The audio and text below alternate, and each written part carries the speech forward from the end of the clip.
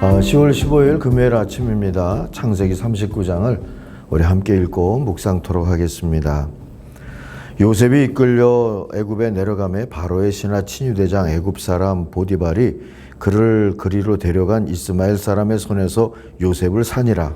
여호와께서 요셉과 함께 하심으로 그가 형통한 자가 되어 그의 주인 애굽 사람의 집에 있으니 그의 주인이 여호와께서 그와 함께 하심을 보며 또 여호와께서 그의 범사에 형통하게 하심을 보았더라. 요셉이 그의 주인에게 은혜를 입어 섬김에 그가 요셉을 가정 총무로 삼고 자기의 소유를 다 그의 손에 위탁하니 그가 요셉에게 자기의 집과 그 모든 소유물을 주관하게 한 때부터 여호와께서 요셉을 위하여 그 애굽 사람의 집에 복을 내리심으로 여호와의 복이 그의 집과 밭에 있는 모든 소유에 미친지라. 주인이 그의 소유를 다 요셉의 손에 위탁하고 자기가 먹는 음식 외에는 간섭하지 아니하였더라. 요셉은 용모가 빼어나고 아름다웠더라. 그 후에 그의 주인의 아내가 요셉에게 눈짓하다가 동침하기를 청하니 요셉이 거절하며 자기 주인의 아내에게 이르되 내 주인이 집안의 모든 소유를 간섭하지 아니하고 다 내 손에 위탁하였으니 이 집에는 나보다 큰 이가 없으며 주인이 아무것도 내게 금하지 아니하였어도 금한 것은 당신뿐이니 당신은 그의 아내임이라. 그런즉 내가 어찌 이 큰 악을 행하여 하나님께 죄를 지으리이까. 여인이 날마다 요셉에게 청하였으나 요셉이 듣지 아니하여 동침하지 아니할 뿐더러 함께 있지도 아니하니라. 그러할 때 요셉이 그의 일을 하러 그 집에 들어갔더니 그 집 사람들은 하나도 거기에 없었더라. 그 여인이 그의 옷을 잡고 이르되 나와 동침하자. 그러나 요셉이 자기의 옷을 그 여인의 손에 버려두고 밖으로 나가매 그 여인이 요셉이 그의 옷을 자기 손에 버려두고 도망하여 나감을 보고 그 여인의 집 사람들을 불러서 그들에게 이르되 보라 주인이 히브리 사람을 우리에게 데려다가 우리를 희롱하게 하는도다.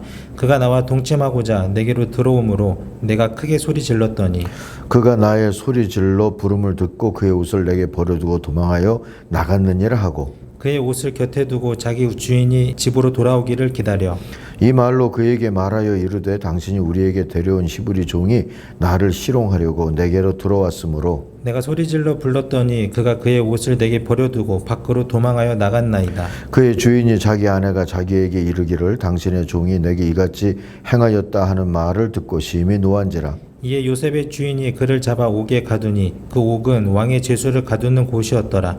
요셉이 옥에 갇혔으나 여호와께서 요셉과 함께 하시고 그에게 인자를 도와사 간수장에게 은혜를 받게 하시매 간수장이 옥중 죄수를 다 요셉의 손에 맡김으로 그 재반 사물을 요셉이 처리하고 간수장은 그의 손에 맡긴 것을 무엇이든지 살펴보지 아니하였으니 이는 여호와께서 요셉과 함께 하심이라. 여호와께서 그를 범사에 형통하게 하셨더라. 아멘. 아멘. 오늘 묵상의 제목을 벼랑 끝에서 날다로 정했습니다. 21절이 요절입니다. 주님께서 그와 함께 계시면서 돌보아 주시고 그를 한결같이 사랑하셔서 간수장의 눈에 들게 하셨다 하는 말씀이에요. 이제 다시 요셉의 이야기로 이어지죠. 38장은 유다 이야기였잖아요. 요셉은 계속 벼랑 끝으로 지금 몰리고 있습니다. 그런데 하나님은 계속 은혜를 베풀고 계시죠. 아이러니하죠. 그런데 프랑스 시인 아폴리네르가 노래한 벼랑 끝으로 오라를 읽어보면 그 벼랑 끝에도 은혜가 있다는 걸 다시 생각하게 됩니다. 아이러니의 은혜라고나 할까요? 한번 그 시를 읽어볼게요. 그가 말했다. 벼랑 끝으로 오라. 그들이 대답했다. 우린 두렵습니다. 그가 다시 말했다. 벼랑 끝으로 오라. 그들이 왔다. 그는 그들을 밀어버렸다. 그리하여 그들은 날았다. 무엇보다도 요셉은 어디 있든 그곳과 그곳 사람들을 복되게 하는 사람으로 날았다고 할 수 있습니다. 요셉은 선지자도 제사장도 아니었어요. 그냥 세상 한복판에 던져진 인물이었죠. 누구보다도 치열하게 세상을 살아가야 했던 사람입니다. 그런데 그가 있는 곳 어디서나 하나님의 은혜가 나타났고요. 그는 그 벼랑 끝에서 날게 되었습니다. 그게 또 다른 이들에게 복이 되었고요. 하나님은 영광을 받으셨어요. 어떤 은혜를 주셨고 요셉은 받았을까요? 첫째, 하나님의 함께하심이 드러나는 은혜를 받았습니다. 비록 애굽으로 팔려간 요셉이지만 2절 보니까 주님께서 요셉과 함께 계셔서 앞길이 잘 열리도록 그를 돌보셨다 그랬어요. 그리고 3절 보면 주인은 이 보디발이죠. 주님께서 요셉과 함께 계시고 요셉이 하는 일마다 잘 되도록 주님께서 돌보신다는 것을 알았다 했습니다. 어려움이 없지 않았죠. 보디발의 아내의 유혹을 피하다가 모함을 받고 요셉은 감옥에 갇히게까지 되지 않았습니까? 그런데 거기서도 21절 보니까 주님께서 그와 함께 계시면서 돌보아 주시고 그를 한결같이 사랑하셔서 간수장의 눈에 들게 하셨다 했어요. 23절도 보세요. 간수장은 요셉에게 모든 일을 맡깁니다. 아무것도 간섭하지 않고요. 그렇게 된 것은 주님께서 요셉과 함께 계시기 때문에 주님께서 요셉을 돌보셔서 그가 하는 일은 무엇이나 다 잘 되게 해주셨기 때문이다 했습니다. 누가 보더라도 벼랑 끝에 몰린 사람은 맞는데 하나님은 그를 기억하시고 형통하게 하시더라. 복 주시더라. 저 사람에게 저 사람을 붙들면 나도 그 복을 나눌 수 있으리라 하는 기대를 갖게 만들어준 은혜를 받았다는 겁니다.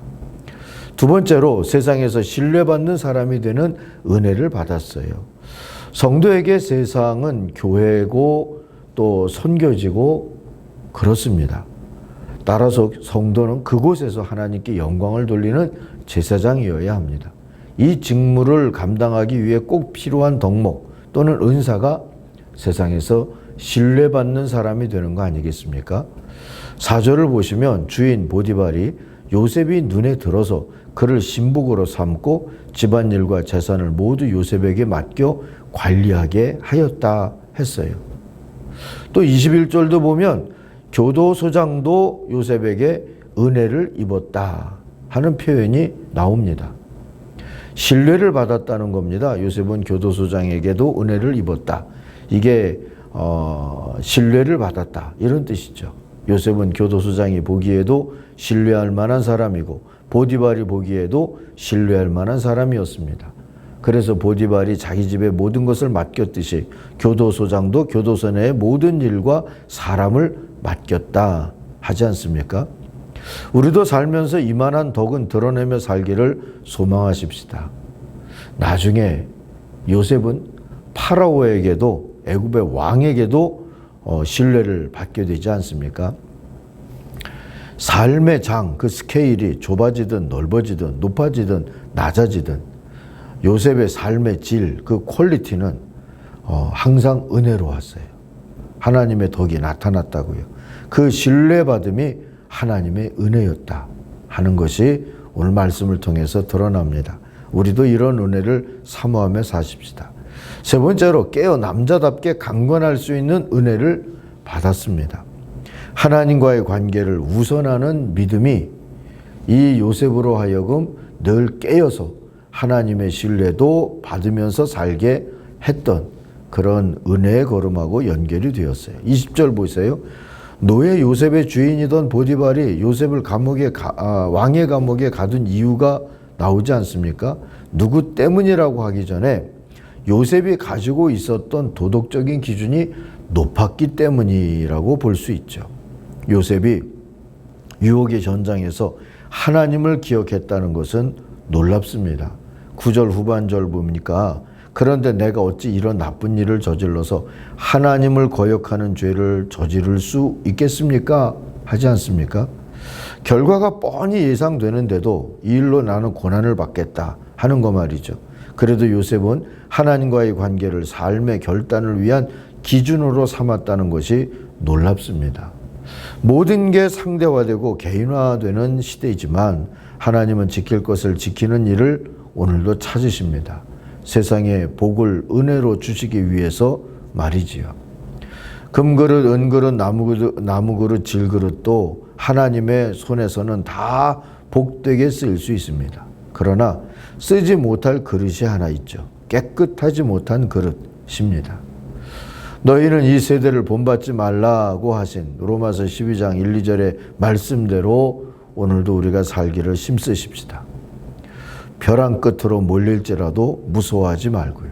거기서 하나님이 함께 계신다 하는 사실을 우리들이 또 한 번 기억하면서 여기서 또 날게 하실 하나님의 인도하심이 있을 것이다 하는 믿음 가지고 하나님 바라보시면 새롭게 또 날아오를 수 있는 그런 역사가 우리 앞에 펼쳐질 줄로 믿습니다. 기도하겠습니다. 하나님 아버지, 온유와 자유의 날개를 펼쳐서 또 벼랑 끝에서 날았던 요셉처럼 우리도 어려울 때 포기하기보다 하나님께서 날개해 주실 새 은혜를 주실 것이라는 소망을 갖게 하여 주옵소서. 벼랑 끝에 서 있는 청춘들이 많습니다. 저들이 하나님으로 인하여 다시 날아오르게 하여 주옵소서. 예수님의 이름으로 기도하옵나이다. 아멘. 하늘에 계신 우리 아버지, 아버지의 이름을 거룩하게 하시며 아버지의 나라가 오게 하시며 아버지의 뜻이 하늘에서와 같이 땅에서도 이루어지게 하소서. 오늘 우리에게 일용할 양식을 주시고 우리가 우리에게 잘못한 사람을 용서하여 준 것 같이 우리 죄를 용서하여 주시고 우리를 시험에 빠지지 않게 하시고 악에서 구하소서. 나라와 권능과 영광이 영원히 아버지의 것입니다. 아멘. 각자 기도하겠습니다.